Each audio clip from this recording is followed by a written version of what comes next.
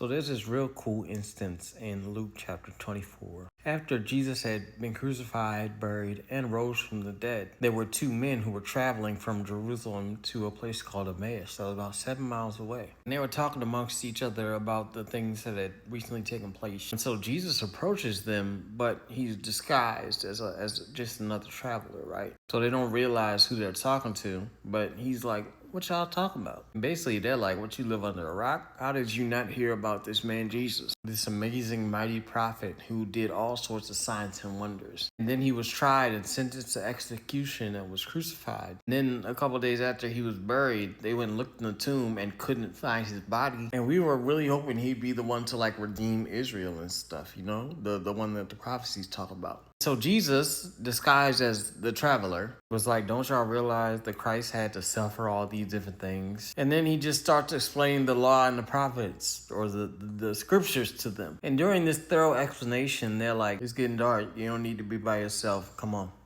lodge with us for the evening. So Jesus comes with them, once again, disguised as this traveler. And so they're breaking bread together, and Jesus blesses the food and breaks the bread. And then these guys recognize him.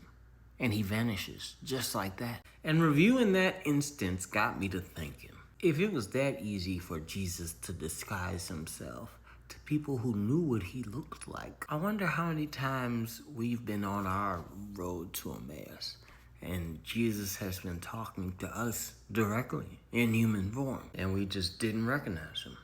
Ain't that some food for thought?